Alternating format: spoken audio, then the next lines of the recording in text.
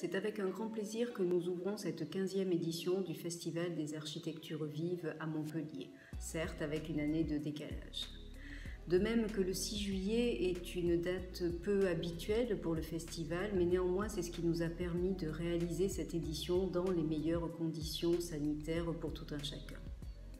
La thématique choisie dès 2020 était celle de la transition, qui finalement aujourd'hui prend tout son sens. On peut parler de transition bien sûr environnementale, écologique, sociétale, numérique. Mais ce qui est important de retenir, c'est que la transition est surtout la définition d'un état intermédiaire.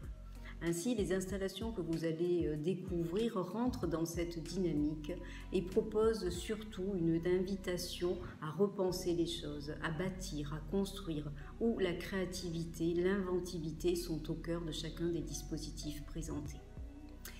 Enfin, l'édition 2021 présente des spécificités.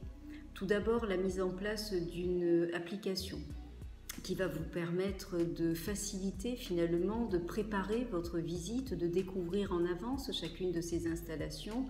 Une fois sur site, elle vous permettra également par un dispositif de géolocalisation de vous retrouver, de vous rendre d'une installation à une autre. Et enfin, elle vous permettra surtout de voter pour votre installation préférée, ce qui nous permettra de délivrer le prix du public comme nous le faisons chaque année. Un deuxième point essentiel est un partenariat avec les 800 ans de la faculté de médecine. Comment parler de patrimoine à Montpellier sans parler de la faculté de médecine ? C'est surtout la première fois depuis les 16 ans d'existence du festival qu'une installation prendra place dans cet espace emblématique qui vous permettra de le découvrir, mais également de découvrir ses expositions et différentes collections qui seront visibles à ce moment-là. Enfin, un dernier point est celui d'un partenariat dans le cadre de ce qui est dénommé Transfilmer, qui est en fait une collaboration entre des festivals d'Occitanie, de Catalogne et des Baléares.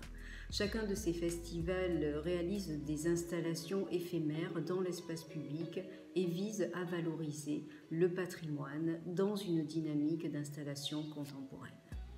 Ainsi, une installation particulière prend place dans le cadre de cette collaboration.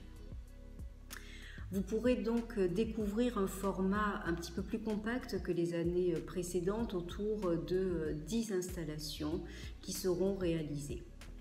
Tout d'abord, une installation sonore avec 4 harpes réalisées par l'équipe Yeso Bazar. Ensuite, un jardin de soleil grâce à Isabelle Soto-Antoniès et Elena Gonzalez. Vous pourrez poursuivre avec une expérience de plongée dans le futur avec En 4000 de l'atelier Ajo. Une installation évolutive vous sera également proposée grâce à vos contributions avec le projet Bloom réalisé par Mathilde Vigouroux. Ensuite, une interrogation entre l'art de bâtir et l'image au travers d'un personnage iconique, la Red Bag Lady, réalisée par l'équipe Anecdote. Plusieurs installations interrogent la question de la matière. Tout d'abord venait le Guardian de l'équipe Migromédia, mais également l'esthétique du mal, portée par Hugues Hernandez, Ariane Marty et Morgane Beaufil.